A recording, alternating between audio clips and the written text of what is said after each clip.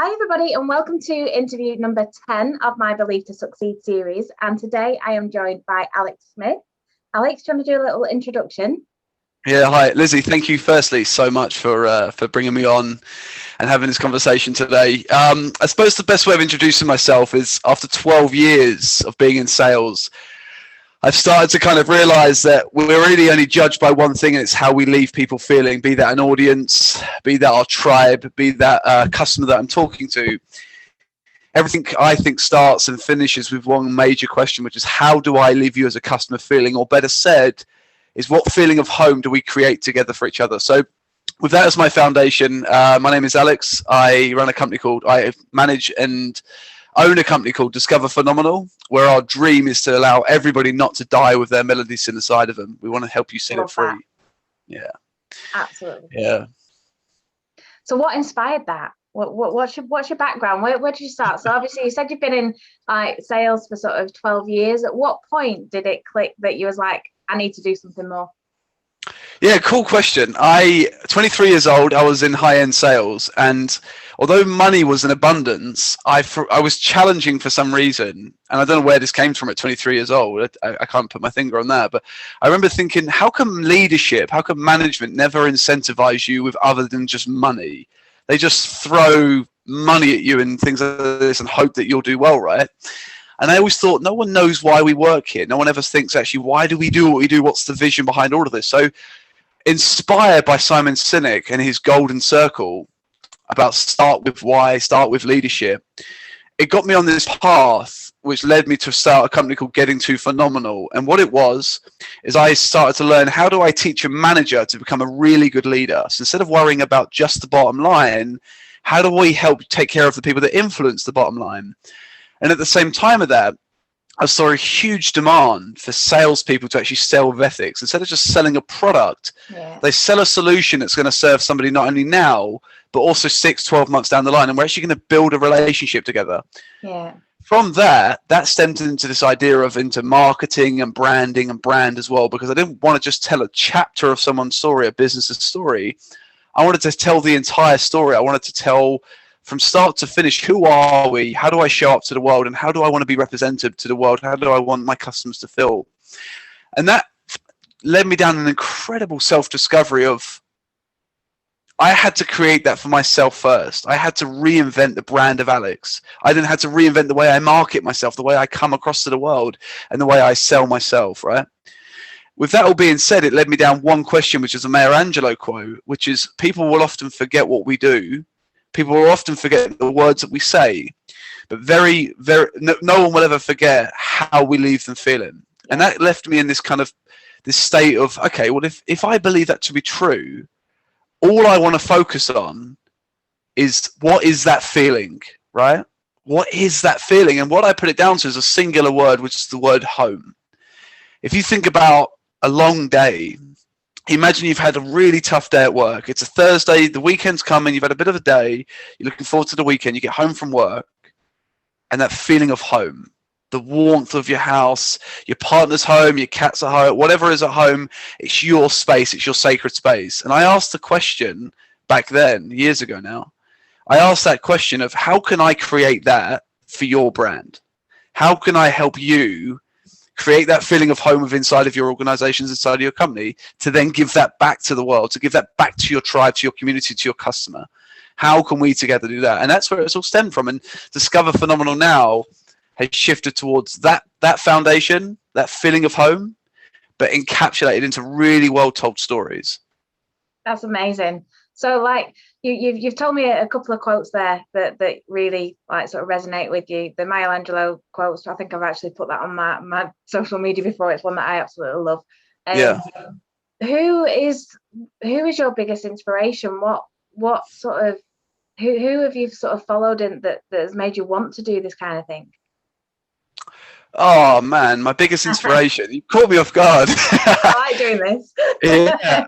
It started back in 2014. My biggest inspiration was Jim Rohn, because he came out.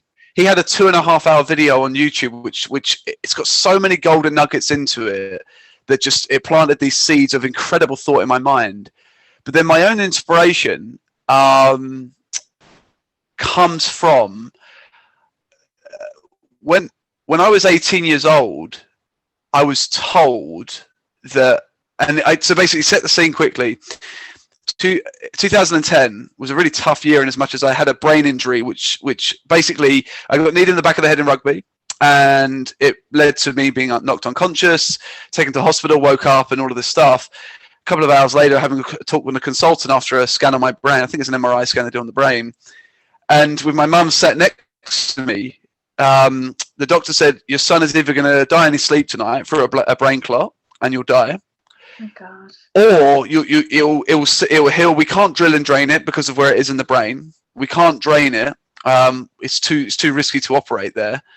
It's either going to sort itself out, or unfortunately you are going to pass away in your sleep tonight, or over the next few days, where your brain, you cut off the your brain will cut off the oxygen supply, and you'll just die in your sleep. When you get told that kind of stuff, when you get told that, it shifts your thinking. It shifts you out of this kind of like life is infinite. It's this incredible blessing, and nothing bad ever is going to happen. And there's a wicked quote that backs that up, which is every person has two lives. The second begins when you realize you've only got one. Yeah. I think you need to get rocked. You need to have something that captures you off guard. And then since 2010 to now, 11 years ago, since then I've always thought this is finite. This is such a short time. We've got, I'm 30 years old now.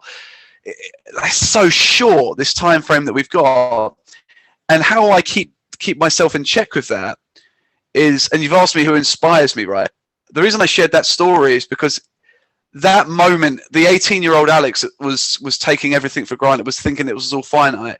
That person's inspiring me now, of thinking that could have happened. You're here for a reason. But how I remind myself of that daily is I also share stories of terminally ill patients as well. So if you're someone that's just found out you've got bowel cancer, if you're someone that's got prostate cancer or Parkinson's, something like that, chronic illness or something like that, the money that Discover Phenomenal makes goes into a pot, and that pays for people like the Kevin Webbers, the Alex Flynns of the world, Joe Whites, these athletes that are not allowing these illnesses to define them.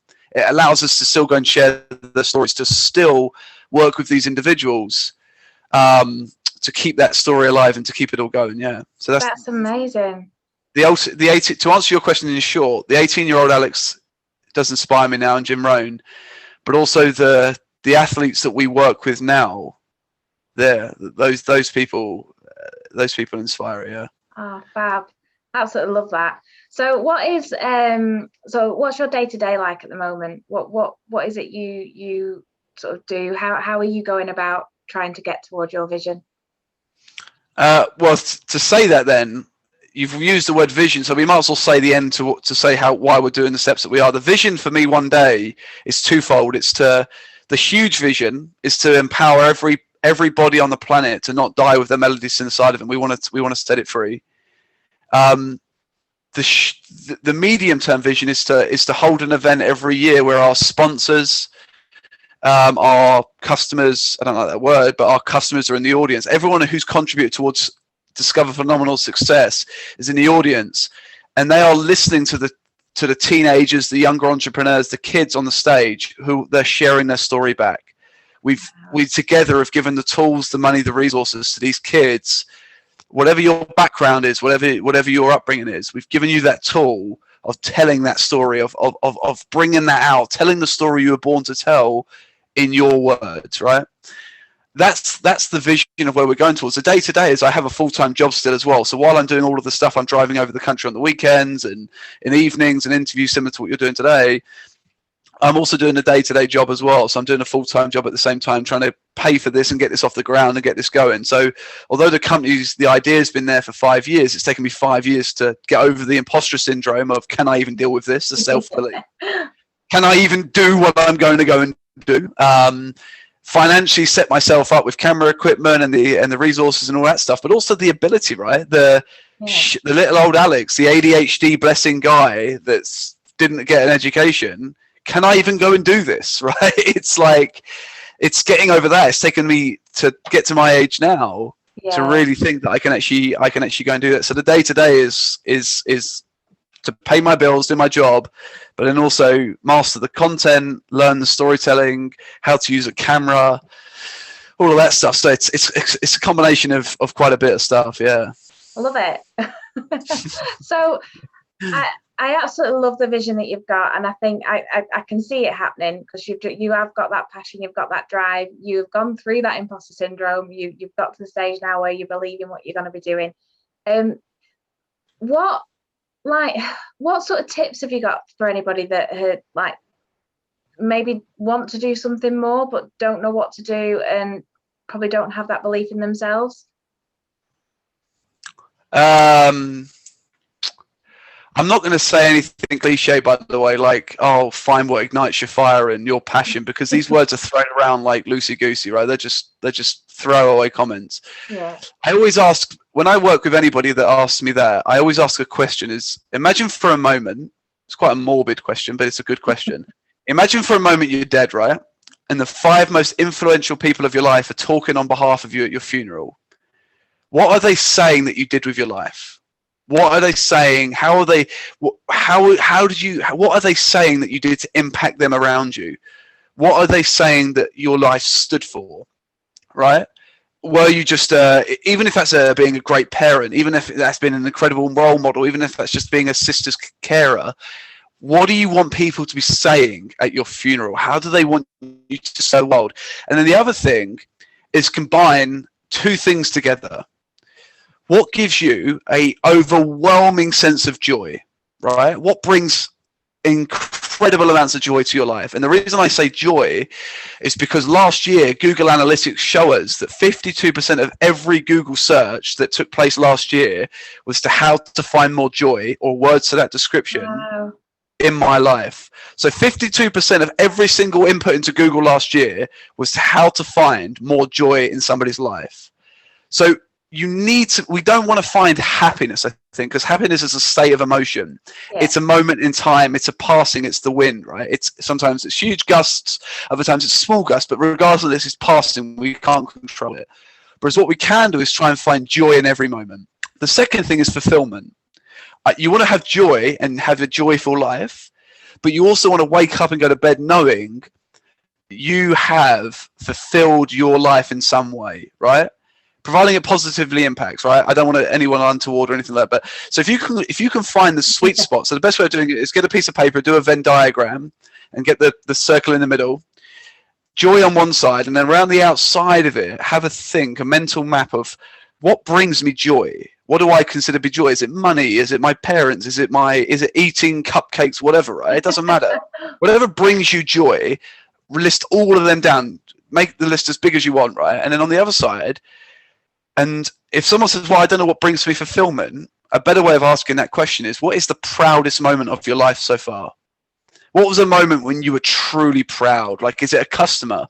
Is it a colleague? Is it a comment? Is it a parent saying, I'm proud of you? Was that a proud moment for you? What were you doing that led up to that proud moment? And then think about how you can take that moment and what fulfillment did that give you? What feeling of accomplishment did I get from that proud moment? That's those 2 tips right there. The funeral question and the Venn diagram. That saved me in a huge way. Amazing. I love it. I'm going to do it. Yeah, share your response, what you come up with. I will do. So the other thing I wanted to ask you about is, obviously, you're saying about how you want to have children and teenagers on stage talking about sort of their stories and everything. Now, for me, teenager me probably didn't have a lot of belief in myself. I started off feeling really good. I started off feeling like I can achieve anything I want to achieve. That's what my parents have always told me. You can do whatever you want. But then all the world started happening, and I started listening more to what's going on in the world, listening to things on the news, listening to social media, all that type of thing. And all that doubt started to kick in. What do you think, like, we as people who want to sort of help people sort of gain that self-belief, what do you think we could be doing to instill that in sort of children early on, so they know that they can carry on with that feeling as, I can do anything I want in life and I'm going to succeed in whatever I want to put my action into? Yes, I hear 2 questions there. The first thing I'm going to say is this, right? is I want you for a moment to imagine that your mind, your brain is like a garden. It's got the most rich, dense, beautiful soil in the world, right? It will grow any seed that is planted into it. The words that we say are the seeds that get planted into other people's minds. And the thoughts that we give to those seeds are the water that grow our gardens, right? So that then begs an immediate question is, do the words that we speak have the ability to make and take life? Which the answer is yes. And we do this every day. Subconsciously or otherwise, we have the ability to every day say the things that somebody needs to hear to grow a beautiful garden, or say the things that people don't need to hear to grow weeds and a lack and a not a great garden, right? So we have that ability every single day.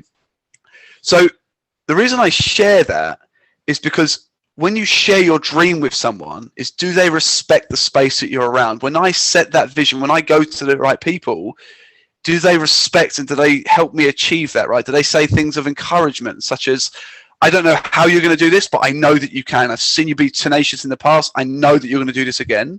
Yeah. Or do they say, don't step outside your lane, boy. Yeah. Don't get too big for your boots, girl, and all of this stuff, right? And then that brings you on to a wicked quote, which is, you are the average of the 5 people you spend most of your time with. We all know this is quite a common thing. If you hang around with successful people, there's a likelihood you're probably going to become successful in your own right. If you hang around with people that are doing things untoward and that aren't getting the most from life, there's a likelihood you're probably going to follow a similar kind of path. So how do you do that? You start within, right? Someone said to me on the weekend, it's only when I went in that I was able to truly help. I wonder who that was. I was there. I was there. Those words came out of my mouth. I wish I was around that person. But no, so what I think we need to do, the reason I think storytelling is so important is that we all have a story to tell. And the quote I use around that is, don't die with your melody still inside if you said it free. We're all born with it. So how do you get laser focused on what you want your life to be, right? How do you set a vision, all of the stuff? You go back to the joy and the fulfillment piece. What brings you those two things? Find career, find activities, find people that align with that. Set that vision for what you want your life to be. And the reason this is so important is because of this very lesson here. If you can gain the confidence and clarity over that, where do I want to go, and be confident in it, anybody that comes into your life that doesn't align with that, it's not that I hate you, it's that I love me too much. Yeah. And this works for everything. I've used this now for my gosh, 7 years, man. 21, 22, I started to really pick this up. When I was laser focused, sorry, not 21, 22, 23, when I left Audi, when I left selling cars and I started GTP London, when I started getting to Phenomenal London, I was so clear on what I wanted to do. I wanted to give you, the salesperson, the manager, the leader, the tools to create a feeling of home for everyone you spoke to. I was so clear on that. When my parents laughed and joked that I was never going to make it and I'll just keep the nice paying job, it was like, oh, cool. I don't hate you. You're doing your best, but I love me too much. Give people the tools to get laser focused on where they're going. And when they do, anybody that doesn't align with it, you have your gold standards. You have your hub, right? It's not that I hate you. I love me and I'm going here and I don't see how you're going to contribute. And I think it's not easy. It's really tough. It's really, really tough. But that is what I think is the fast, sure way of doing it. Love it. Thank you. I think you've covered quite a lot there. And I think that this is going to help so many people. And I just think you're really going to sort of resonate with a lot of people and how they feel. And so, yeah, thank you so much for this. Is there anything that you want to add? I mean, you've given so much already, but is there anything else that you wanted to add before we sort of close this up? Don't die with your melodies inside of you. If you think you're on this planet to do more, run at it. Go and do it. Thank you so much. And thank you for joining me today. Lizzie, thank you for inviting me. Thank you. Thank you.